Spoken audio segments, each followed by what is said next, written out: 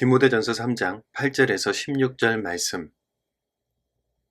이와 같이 집사들도 정중하고 일고 이언을 하지 아니하고 술에 임박하지 아니하고 더러운 일을 탐하지 아니하고 깨끗한 양심에 믿음의 비밀을 가진 자라야 할지니, 이에 이 사람들을 먼저 시험하여 보고 그 후에 책망할 것이 없으면 집사의 직분을 맡게 할 것이요, 여자들도 이와 같이 정숙하고 모함하지 아니하며 절제하며 모든 일에 충성된 자라야 할지니라.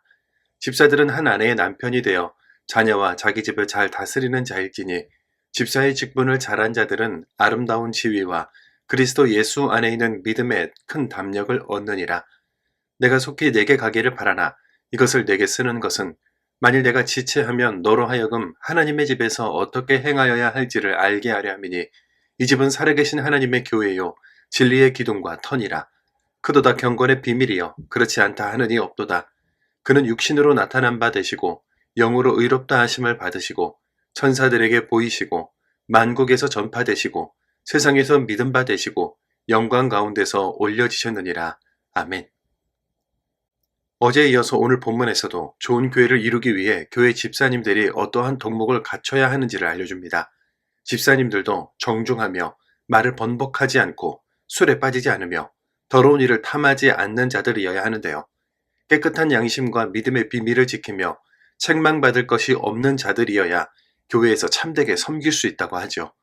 그리고 여집사님들 역시 정숙하고 절제하며 충성스럽게 섬겨야 한다고 강조합니다. 물론 다 좋은 말이고 마땅히 그래야 한다는 건 알겠습니다. 그런데 왜 그래야 합니까?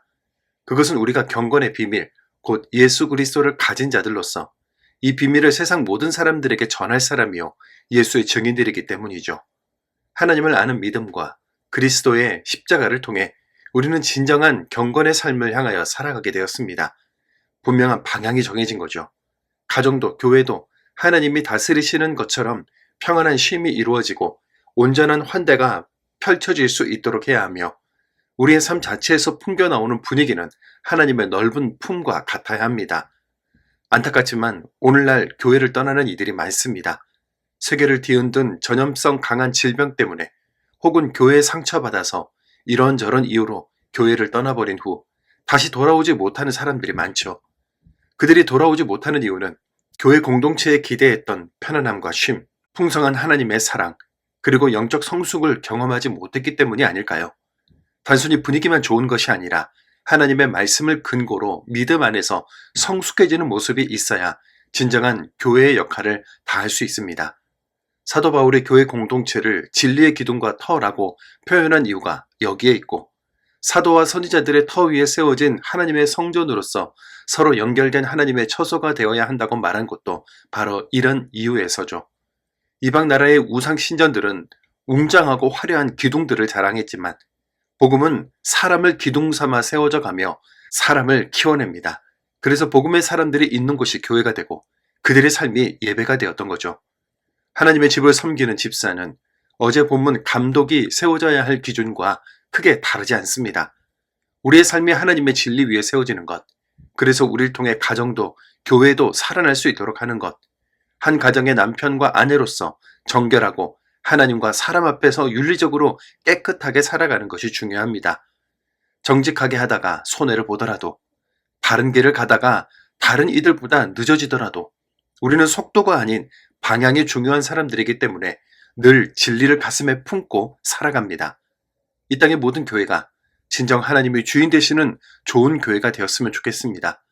좋은 교회란 건물이 크고 화려하며 편리하다고 해서 좋은 교회가 되는 건 아니죠.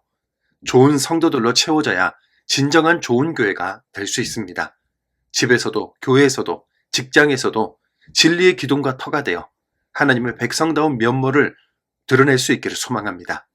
그리스도인답지 못한 것을 하고 있다면 지금 생각난 그것 겸손하게 내려놓읍시다. 그리스도인답게 해야 할 것들을 차일피일 미루고 있었다면 지금 생각난 그것 하나님께 결단하며 나아갑시다.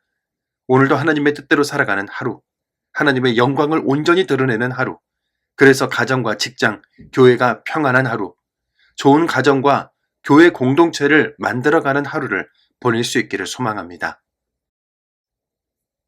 사랑의 주님, 말씀을 묵상하는 우리에게 교회의 본질과 참된 공동체의 모습이 무엇인지 깨닫게 해주셔서 감사합니다. 우리가 좋은 교회를 이루기 위해 어떻게 살아가야 하는지, 주님의 진리 위에서 경건한 삶을 지켜가야 하는 이유는 무엇인지 깊이 새기게 해주십시오. 주님의 교회를 섬기는 모든 집사와 성도들이 말씀대로 깨끗한 양심을 가지게 해주시고, 주님의 뜻에 부합한 삶을 통해 가정과 교회와 이 세상이 하나님의 사랑과 평안으로 충만해지게 하옵소서. 때로는 교회와 세상에서 진리의 기둥이 되어가는 것이 어렵고 힘든 여정임을 느낍니다. 우리에게 믿음의 길을 인도해 주시고 바른 방향을 지켜가도록 붙잡아 주옵소서. 손해를 보더라도 지체되더라도 진리를 따라가는 것이 우리의 본분임을 기억하게 하시고 그 길 위에서 주님께서 주시는 참된 평안을 누리게 하여 주옵소서. 예수님의 이름으로 기도드립니다. 아멘.